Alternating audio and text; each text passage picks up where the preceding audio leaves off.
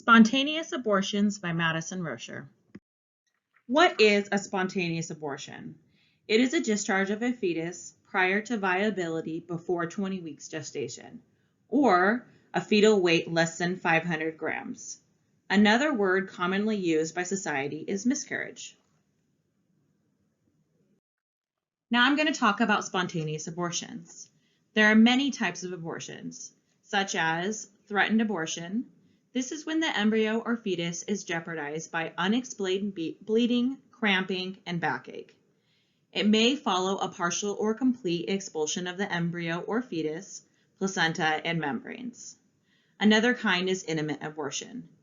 This is bleeding and cramping that increases, and the internal cervical OS has dilated, membranes may rupture.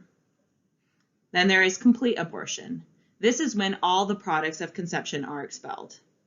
Incomplete abortion is some of the products of conception are retained. Most often it's the placenta, and the internal cervical OS is dilated slightly.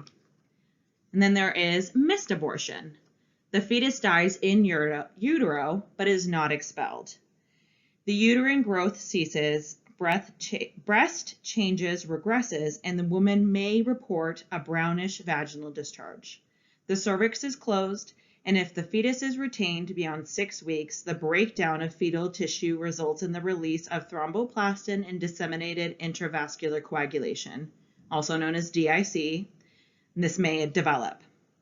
Recurrent pregnancy loss. Abortion occurs consecutively in 3 or more pregnancies. And finally, septic abortion. This is when an infection is present. It may occur with prolonged, unrecognized rupture of the membranes, pregnancy with an intrauterine device, an IUD, in place, or attempts by an unqualified person to end the pregnancy. Some risk factors for miscarriage are age. Women older than age 35 have a higher risk of miscarriage than younger women. At age 35, you have about a 20% risk. At age 40, the risk is about 40%, and at age 45, it's about 80%. In conclusion, as we age, the percentage grows. Previous miscarriages. Women who have had 2 or more consecutive miscarriages are at a higher risk of a miscarriage. Chronic conditions. Women who have had a chronic condition such as uncontrolled diabetes are at a higher risk. Uterine or cervical problems. Certain uterine abnormalities or weak cervical tissues, such as an incompetent cervix, might increase that risk. Smoking, alcohol, and illicit drugs. Women who smoke, have heavy alcohol use, and illicit drug use during pregnancy increase their risks. Weight. Being underweight or overweight has been linked to increasing risk of miscarriages. And finally, invasive prenatal testing.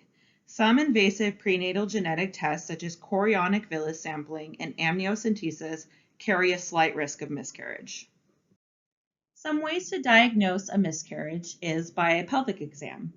Your healthcare provider might want to check to see if your cervix has begun to dilate. They might also want to do an ultrasound.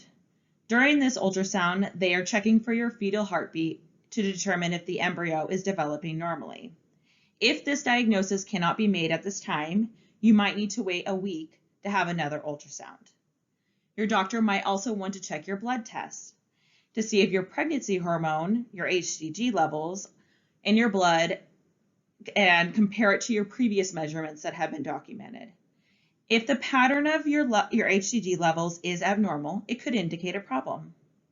They might want to see if you're anemic, which could happen if you've experienced significant bleeding, and may also want to check your blood type if this has anything to do with your miscarriage. Tissue tests. If you have past tissue, it can be sent to the lab to confirm that the miscarriage has occurred and that your symptoms aren't related to some other cause. Chromosomal tests. If you've had 2 or more previous miscarriages, your healthcare provider may want to order blood tests on both you and your partner to determine if your chromosomes are a factor. Complications after a miscarriage. You can have an incomplete miscarriage. You could possibly have a risk of hemorrhage due to bleeding after.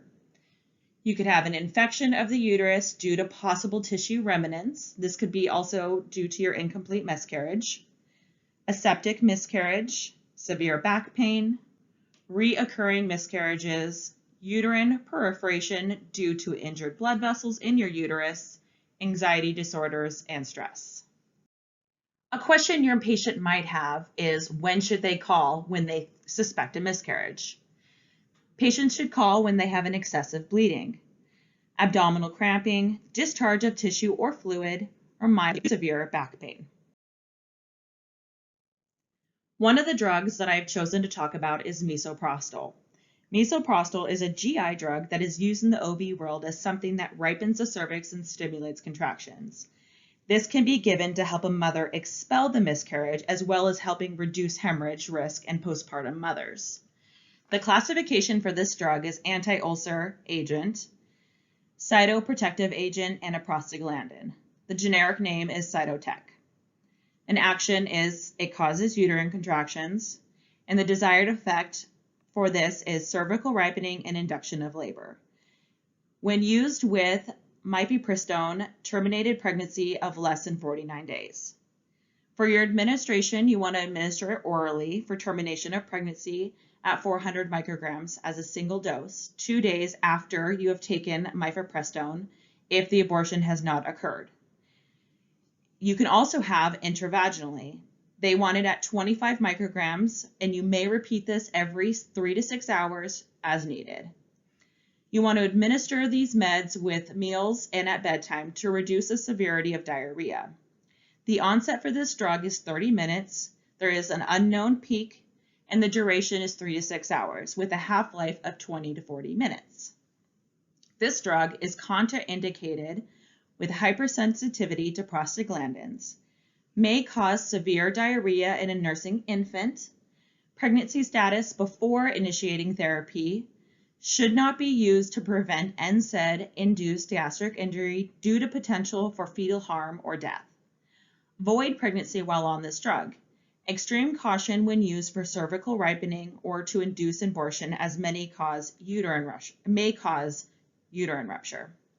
Some side effects for this drug is abdominal pain, miscarriage, and diarrhea. And our nursing considerations is you want to assess for epigastric or abdominal pain. You're also wanted to be looking for frank or occult blood in their stool, emesis, or gastric aspiration. You want to assess for pregnancy. This would be prescribed only 2 to 3 days after a period following a negative pregnancy test if using for a GI reason. And for termination of pregnancy, monitor uterine cramping and bleeding during therapy. For cervical ripening, assess dilation of cervix periodically. And finally, patient education. Instruct the patient to take full course of therapy.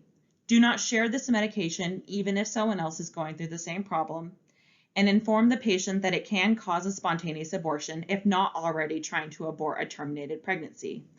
Advise of GI upset and symptoms to contact the provider for more than 1 week. Additional treatment for women experiencing a miscarriage is supportive care. Supportive care is vital for women experiencing a miscarriage, as this is usually an unexpected event that the woman could or could not have known she was pregnant. Either way, this can cause great sorrow as they are processing this incident. Counseling is another great way to help someone, as they can work through their thoughts and feelings in a therapeutic way with a trained professional to help guide them through their grief.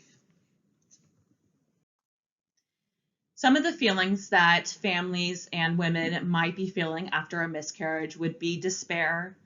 They blame themselves, and this can also pull them into a depression. These are my references for supporting my patients. The first one is Tommys.org, and it is based in the UK. One way to help them is to tell them to go to this website and asking them to type in miscarriage on the very top, and it will bring up all the topics under this. And depending on which one they are suffering from, this will help determine which one they're going to need to look at. The second one is an article on what to expect after a miscarriage. It's a very insightful article that might help the patient understand and help them possibly move on. And the last one is a website for support groups. It's located in the Puget Sound, and it's for people that have miscarriages or a death of a child. You can call and leave a voicemail. They will usually return it within 2 business days, and there's also a calendar that they can look at to see what's coming up. Women always want to know why. Why did this happen to me? What did I do wrong? And we want to tell them it isn't what the mother did or did not do. It is not always possible to know why they happen. A majority of early miscarriages are related to chromosomal abnormalities. These happen by chance. Chromosomes are blocks of DNA which contain instructions for your baby's development. Sometimes something can go wrong at the point when you get pregnant and the baby gets too many or not enough chromosomes. If this happens, the baby can't develop properly. This can also be a problem with your placenta. If your placenta does not develop properly, this can also lead to a miscarriage. Other causes include teratogenic drugs, faulty implantation caused by abnormalities of the female reproductive tract, a weakened cervix, placental abnormalities, chronic maternal diseases, endocrine imbalances, and maternal infections. There's also the possibility that they might have fibroids, which are growths in the uterus or scars from surgery in the uterus. Fibroids can limit space for your baby or interfere with your baby's blood supply. Before you try to get pregnant, you may need surgery called a myomectomy to remove them. By educating the parents on why can help their process in accepting it and reassuring them that it's not their fault, and they can possibly move on and get pregnant again if that's in their future. Now, your patient might be asking, how do they prevent this? The way that you can prevent is by getting rest. Rest is very important because as a woman, we are working in our society and leading busier lives. They are more likely to be unable to take breaks as needed. You can get a doctor's note to help you get the breaks you need, but it's important to have an employer that understands and respects that need. Having a stress reduction. The more stress you're under in life can cause higher stress levels in your body. Now, this doesn't have a direct link to miscarriage, but it can help your body in growing your child the further you get along. And then lessening exposures to teratogens. Teratogens are smoking, chemicals, harmful medications, and illicit drugs. Having a balanced diet. This is just as important as rest, as we need to be able to sustain 2 lives rather than 1. Due to this, ensuring that you always have a snack on hand and making sure that you're taking your lunch breaks is vital. Ensuring that you're taking your prenatal vitamins and supplements also to maintain the right levels. And then treating infections. By treating infections, infections cause stress on the body, and depending on what infection can lead to sepsis. Thus, the body might expel your fetus due to not being able to maintain that pregnancy. And exercise. Exercise releases endorphins and it can make you feel happier and have a better overall help to help maintain your body and help your fetus grow. These are my references that I have used for this presentation. If you need any information, please let me know. Otherwise, please visit the references I have listed. Thank you so much and have a good day.